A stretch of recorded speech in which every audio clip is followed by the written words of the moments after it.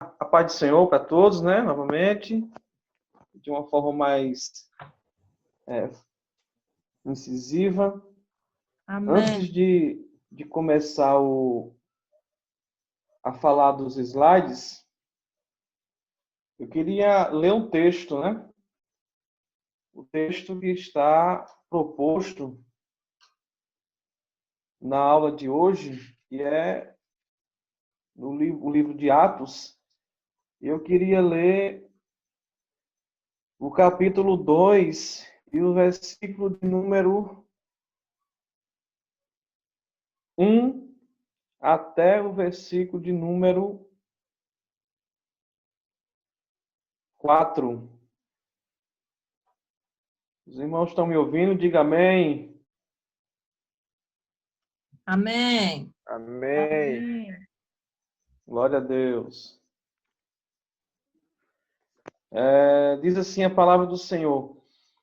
A epígrafe do texto fala, né? A descida do Espírito Santo. Cumprindo-se o dia de Pentecostes, estavam todos reunidos no mesmo lugar. E de repente veio do céu um som como de um vento veemente e impetuoso e encheu toda a casa em que estavam reunidos. E foram vistas por eles línguas repartidas como que de fogo, as quais pousaram sobre cada um deles. E todos foram cheios do Espírito Santo e começaram a falar em outras línguas conforme o Espírito Santo lhes concedia que falassem. Amém? Vamos falar um pouco do livro de Atos, numa síntese, num resumo. O livro de Atos, o início da igreja, seu viver e agir pelo poder do Espírito Santo. Introdução, considerações. O livro de Atos, assim como o Evangelho de Lucas, é endereçado a um homem chamado Teófilo. Podemos dizer que o livro de Atos é uma continuação do Evangelho de Lucas. É muito interessante essa compreensão, né? O Espírito Santo inspirou Lucas para escrever a Teófilo com a finalidade de suprir na igreja a necessidade de um relato amplo do início do cristianismo. E importante frisar aí, o Espírito Santo inspirou Lucas. É muito importante nós termos sempre isso em mente.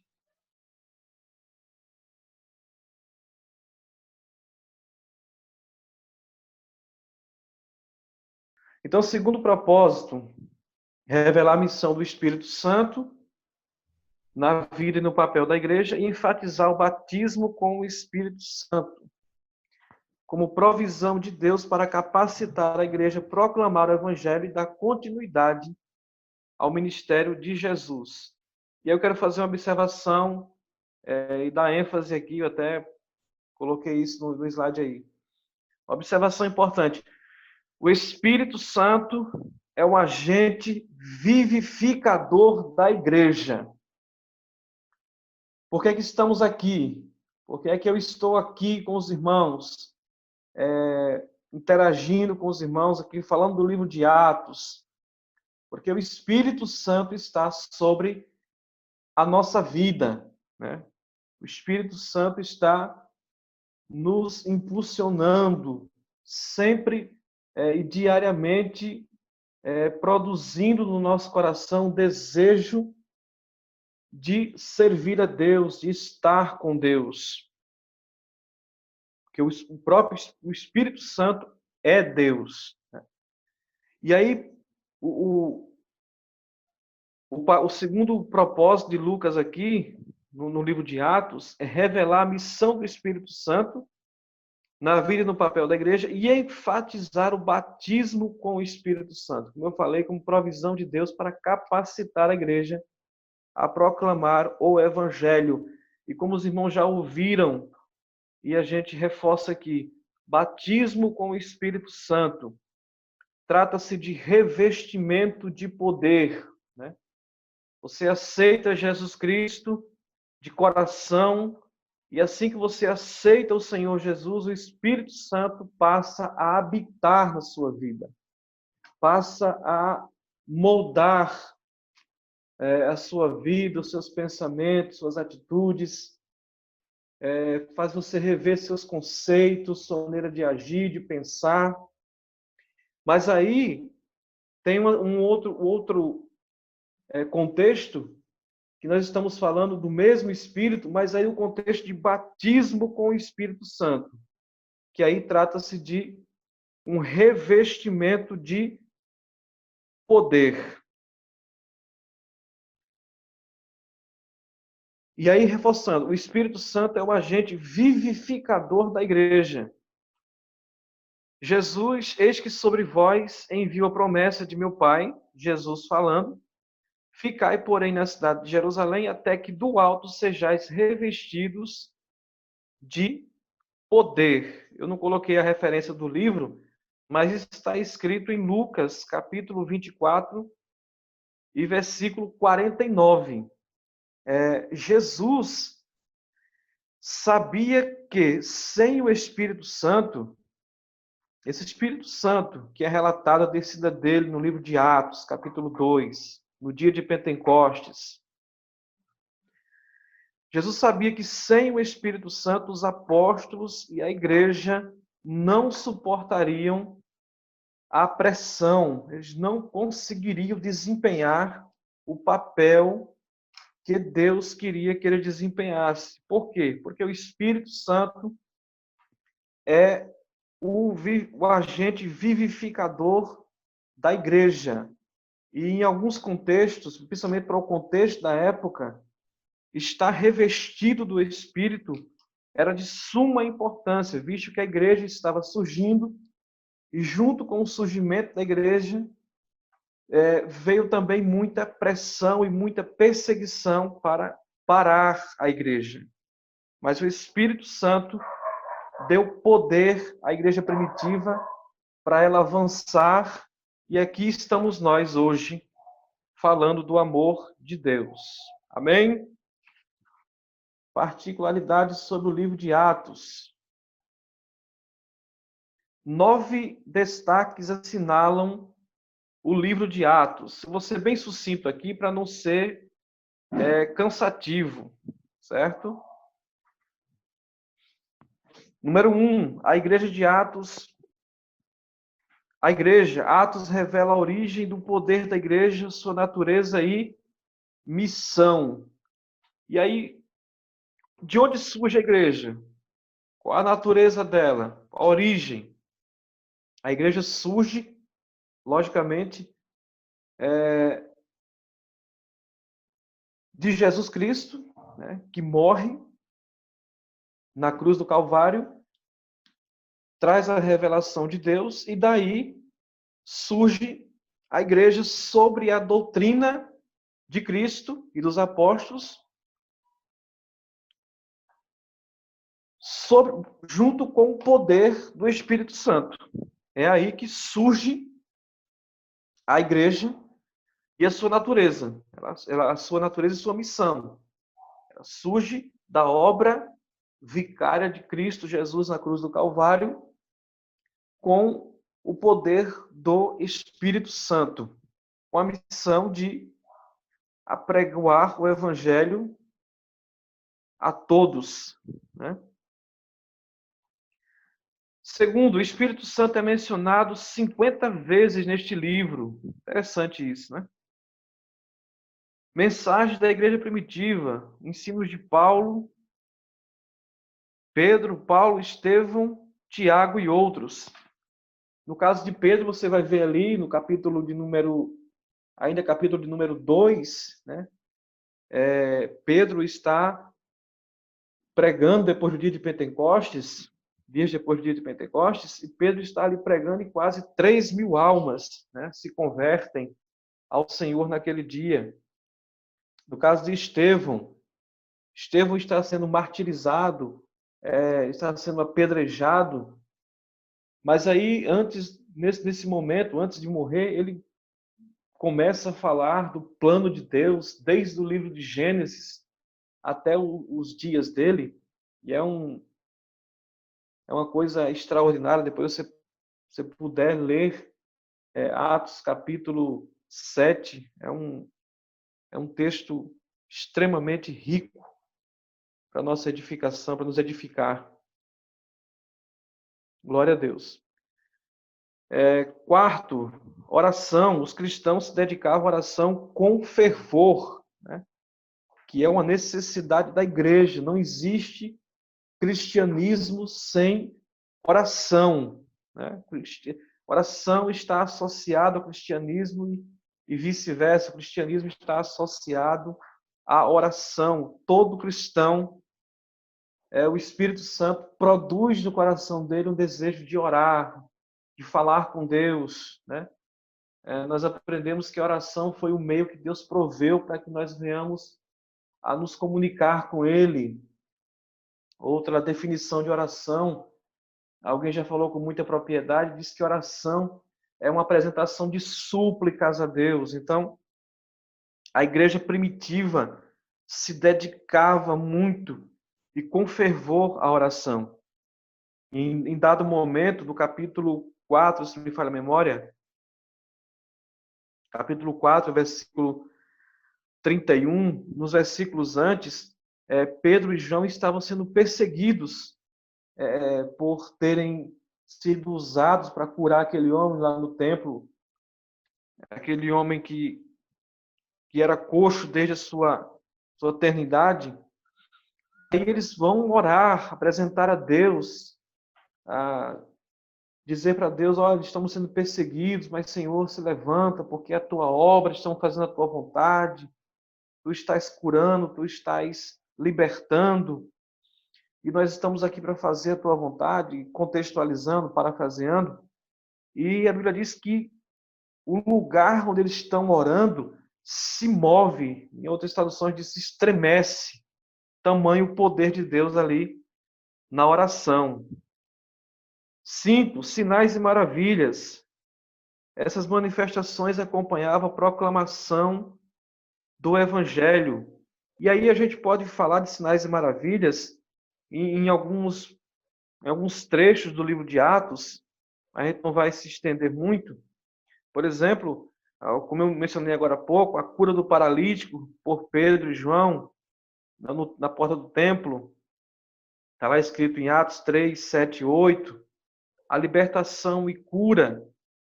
Você vai ver lá no capítulo 7 no capítulo 8, versículo 7 de Atos.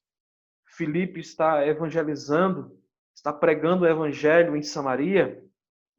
E a Bíblia diz que havia várias pessoas que possuídas de demônios eram libertas, paralíticos andando, pessoas sendo curadas, libertadas, Deus se manifestando através do poder do Espírito Santo na vida de Filipe de uma forma extraordinária.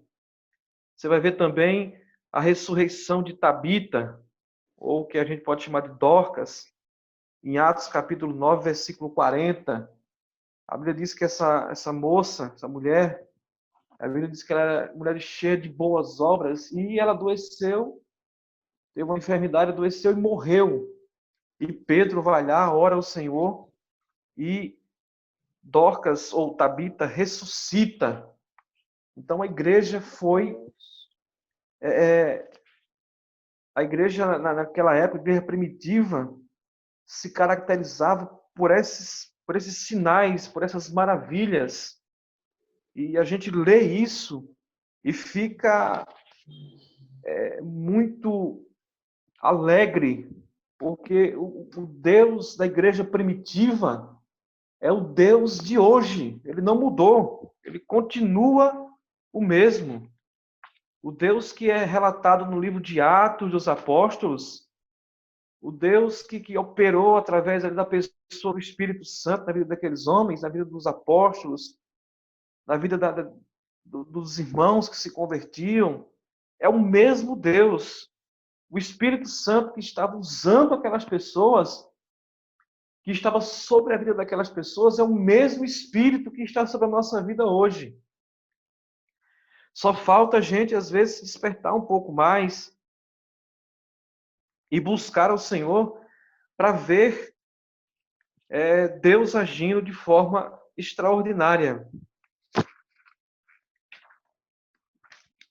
Perseguição. Pregar o Evangelho trouxe oposição religiosa e ao secular, né? Você vai abrir a sua Bíblia lá depois, em Atos capítulo 8, e versículo 1.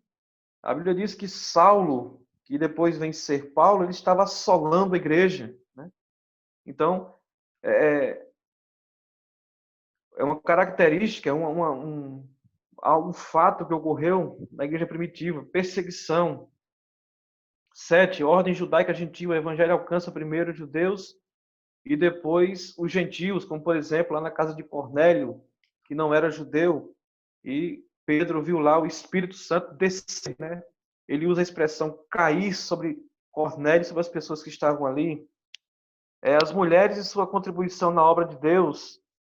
Você vai ver lá a mãe de João Marcos, Atos capítulo 12, versículo 2. Você vai ver a própria Dorcas, que era uma mulher cheia de obras, né, de boas obras.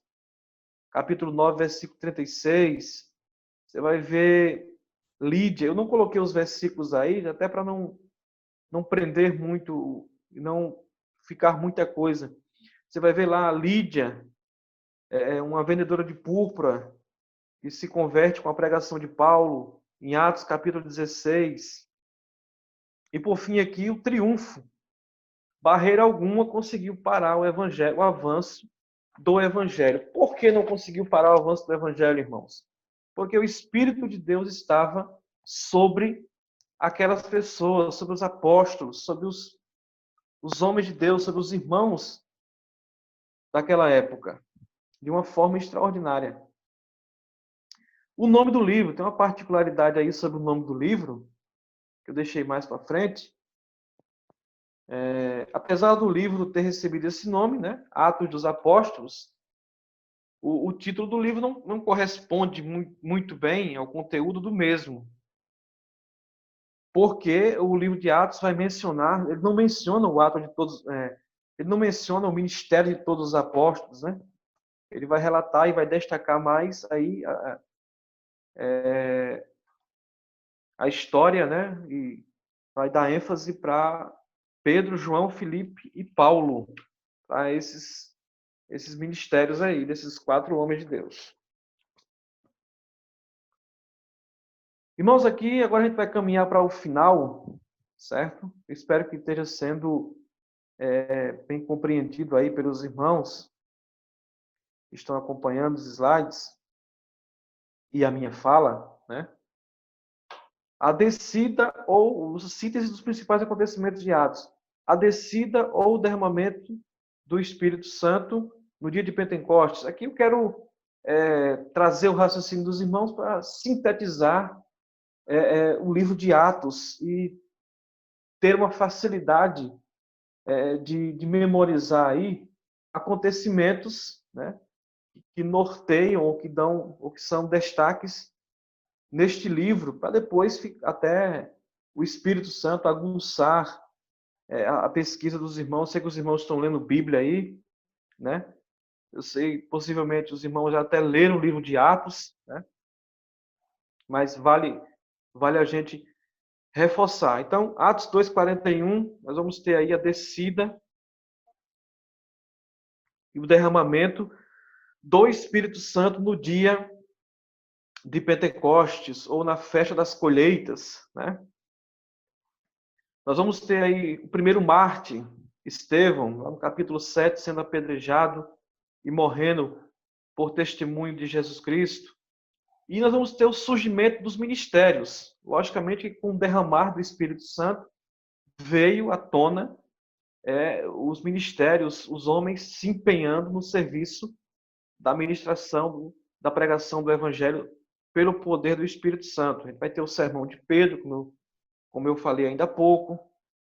A gente vai ter a instituição dos diáconos, em Atos capítulo 6, versículo de 1 a 7, surgiu uma demanda na igreja e os líderes, digamos assim, os pastores não podiam estar atendendo a uma demanda mais no contexto social, e aí levantou-se os diáconos. É ali que é instituída essa função e esse ministério de diácono, né?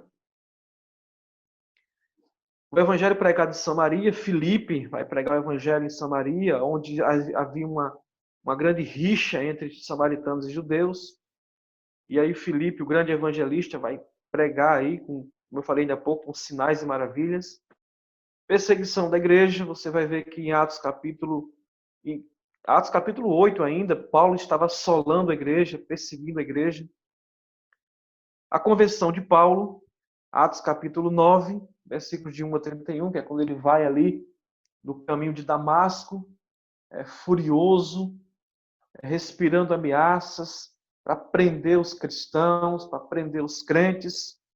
E aí um resplendor do céu se dá e Paulo cai de onde ele estava montado.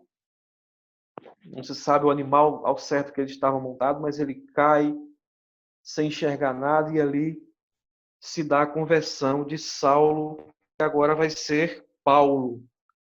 O Espírito Santo descendo sobre os gentios, eu falei ainda há pouco, é bom enfatizar isso, lá na casa de Cornélio. E as viagens missionárias de Paulo e fundação de igreja. Você vai pegar o livro de Atos, quando você vai do capítulo 13 até o capítulo de número 19, você vai ver ali o contexto das viagens missionárias de Paulo. E ali Paulo fundando as igrejas. Aí ele funda a igreja de Filipe, a igreja de Éfeso, a igreja, salvo engano, Coríntio. Ele vai estar fundando ali as igrejas. O Lucas vai estar junto com Paulo, relatando essas viagens missionárias e a fundação dessas igrejas e o crescimento do evangelho. Continuando, você vai ver também na síntese, no livro de Atos, sintetizando aqui, Atos capítulo 15, é o chamado Concílio de Jerusalém, né? Ou a Assembleia de Jerusalém, aonde se decide lá que eles usam a expressão, Atos capítulo 15, versículo de número 28 e 29, eles estão discutindo acerca de costumes, do que se deveria, de como a igreja deveria agir, porque havia ali uma mistura de judeus e gentios, e agora como é que vão agir? E aí eles têm uma assembleia, uma reunião, a questão do rito mosaico, os cristãos judeus olhando muito para a questão de Moisés ainda, e os cristãos gentios um pouco alheios à questão da lei de Moisés. Então ficou um pouco confuso ali, e aí eles se reúnem numa assembleia, no concílio, para dar um norte para a igreja, como a igreja iria se portar, como a igreja ia se comportar. E nos versículos 28 e 29, vai dizer assim: na verdade, pareceu bem ao Espírito Santo e a nós não vos impor mais encargo algum, senão estas coisas necessárias, que vos abstenhais das coisas sacrificadas aos ídolos, do sangue, da carne sufocada, da fornicação, que você pode contextualizar, incluir aí prostituição nesse contexto. Destas coisas fareis bem, se vos guardardes, bem vos var. Então ficou aí norteado esse concílio, essa assembleia em Jerusalém, para dar um norte para a igreja que estava surgindo, né? E a partir dali eles vão se firmar em Cristo. Julgamentos de Paulo, depois você pega Atos capítulo 20 até o capítulo de número 26, 27, Paulo vai estar ali perante reis, perante autoridades da época, né, sendo acusado de tumultos, de incitar contendas entre as pessoas por causa da pregação do evangelho. E você vai ver Paulo ali sendo julgado e se defendendo perante esses homens e levando a palavra, o evangelho para esses homens, para essas autoridades da época. E no capítulo 28, se encerra o livro de Atos, com Paulo sendo enviado para a Itália. Um naufrágio, se dá aquele naufrágio, né? Salvo engano, tinha 276 almas, pessoas no navio, e Deus fala na boca de Paulo que ninguém se perderia ali. De fato, Deus operou um grande livramento nesse naufrágio. Glória a Deus. Meus irmãos, eu fiz tentei fazer aí, não sei se os irmãos assimilaram bem, uma síntese aí do livro de Atos, né?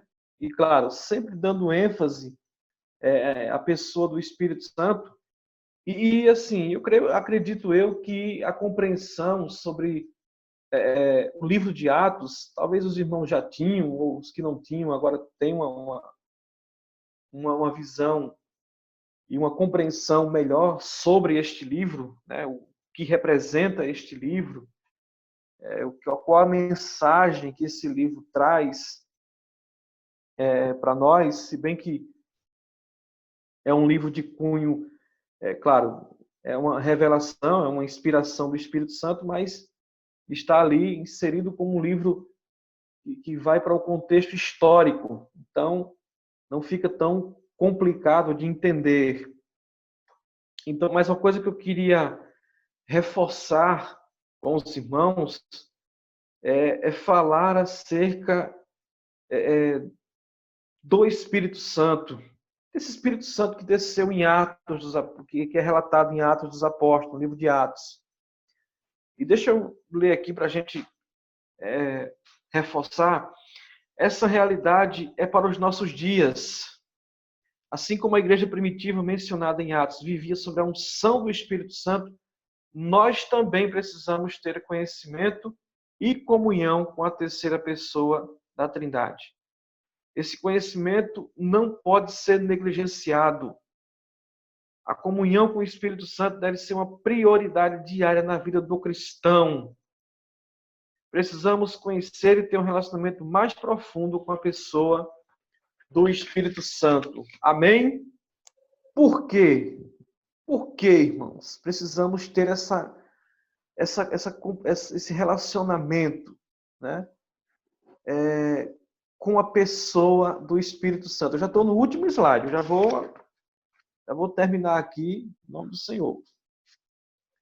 E aqui eu queria falar um pouco, é claro que o contexto de Atos, irmãos, ele está mais associado ao revestimento de poder, ok? Ele está mais associado ao revestimento de poder para a igreja testemunhar de Cristo na propagação e na proclamação do Evangelho. Mas esse Espírito, o Espírito Santo que revestiu, é o mesmo Espírito que traz traz o fruto do Espírito, que se divide em 9 características. É o mesmo Espírito que distribui os dons espirituais. Então, eu queria falar um pouco aqui da pessoa do Espírito Santo. Glória a Deus. Por que nós devemos ter um relacionamento mais profundo com o Espírito Santo? Se a gente contextualizar aqui hoje, na aula de hoje, nós vamos assimilar de cara que é para a gente testemunhar de Jesus, como fizeram os irmãos da igreja primitiva, que é para nós termos poder, ousadia, intrepidez, que é para nós não temermos, que é para nós enfrentarmos as adversidades e levar o evangelho a toda criatura, ok? Mas também nós vamos ter outras características, vamos ter uma compreensão de outras realidades aqui acerca do Espírito Santo. Por quê? Ter um relacionamento profundo com Ele. Porque Ele é Deus. Né? Ao contrário do que dizem alguns pensamentos e algumas correntes aí, algumas, vamos dizer assim, denominações, né?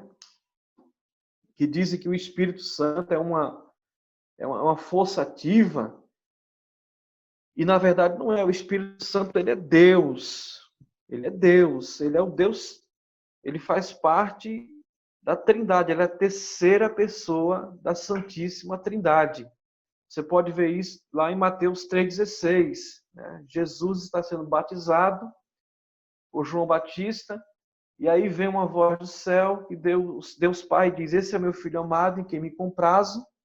E depois desce o Espírito Santo na forma corpórea de uma pomba. Então ali está Deus Pai falando, Deus Filho no batismo, encarnado, em carne, Jesus, e a pessoa do Espírito Santo. Ali você vê a Trindade. Glória a Deus. Porque ele é o nosso professor por excelência. João capítulo 14, versículo 26, Jesus disse: eu vos enviarei o Consolador, e ele vos fará lembrar de tudo quanto... Ele vos ensinará todas as coisas e vos fará lembrar de tudo quanto tenho dito. Amém? É o Espírito Santo que vai trabalhando em nós na comunhão com Deus, testificando da pessoa do Senhor Jesus. Você não precisa, no versículo, João 14, 26, diz assim: mas aquele Consolador, o Espírito Santo, que o Pai enviará em meu nome, vos ensinará todas as coisas e vos fará lembrar de tudo quanto vos tenho dito. Então, ele é teu professor. Se você está tendo dificuldade com alguma coisa, em alguma área da vida, não só no contexto espiritual, até em outros contextos, o Espírito Santo vai estar te ensinando, vai estar te direcionando, pode ter certeza disso. Porque ele intercede por nós. Romanos 8, 26, a Bíblia diz que o Espírito Santo intercede por nós com gemidos inexprimíveis.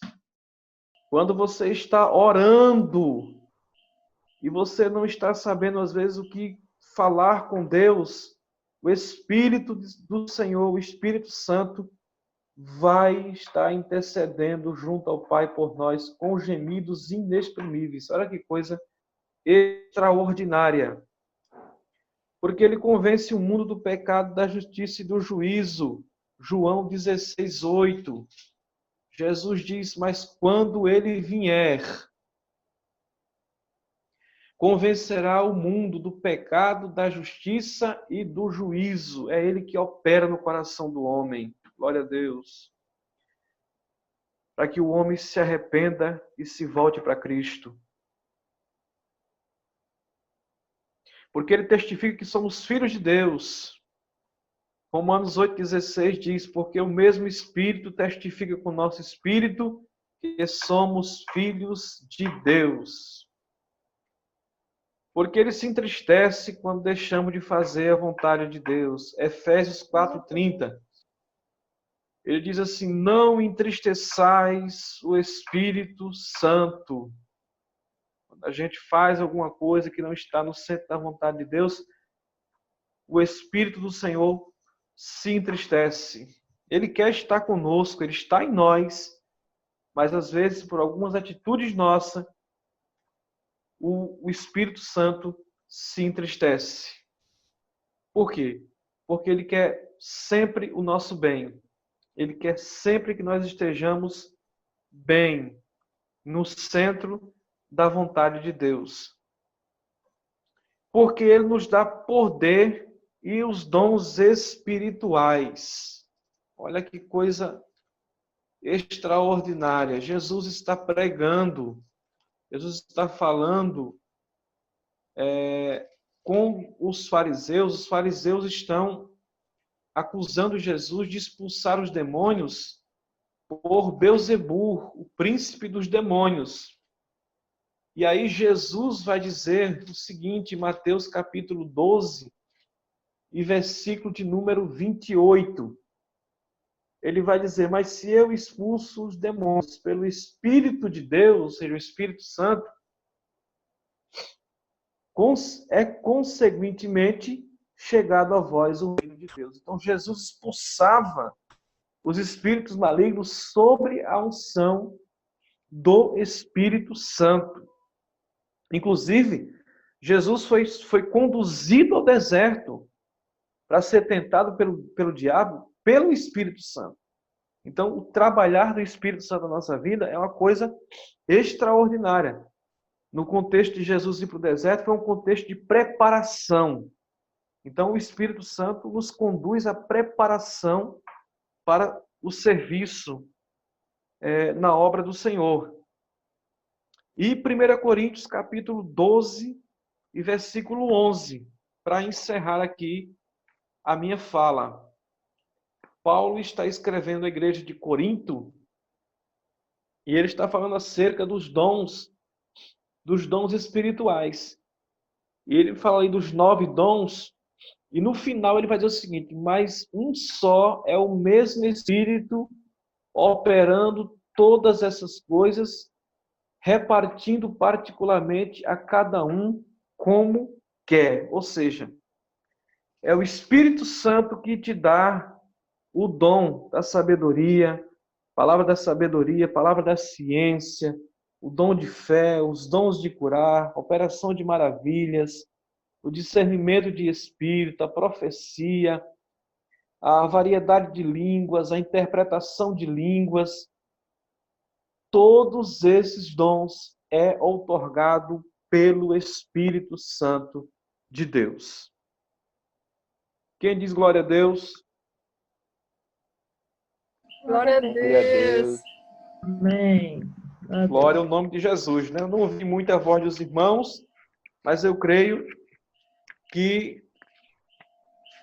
os irmãos conseguiram entender o que eu quis falar. Aliás, o que Deus quis falar aqui nessa noite, não é isso? Meus queridos, eu quero glorificar a Deus por essa oportunidade, viu?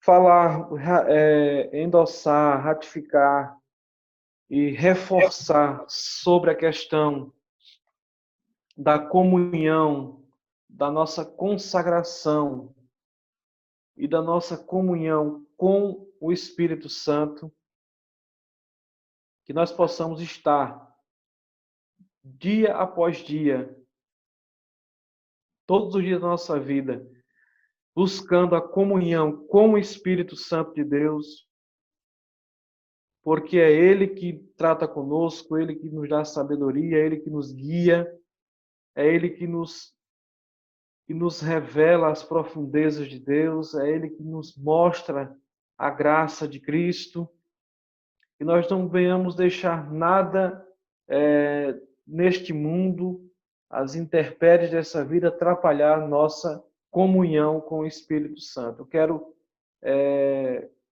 glorificar a Deus pela vida de cada um dos santos e dizer que, mais uma vez, que foi uma alegria, uma satisfação estar interagindo com os irmãos, ainda que eu não tenha aquele domínio como os irmãos têm aí nesse aplicativo, mas acredito que foi edificante esses momentos que nós tivemos aqui, falando um pouco do livro de Atos, da pessoa do Espírito Santo, e louvar a Deus pela vida de cada um dos irmãos que estão aí firmes e continuarão firmes na presença de Deus. Amém, glória a Deus, a paz do Senhor. e até uma próxima.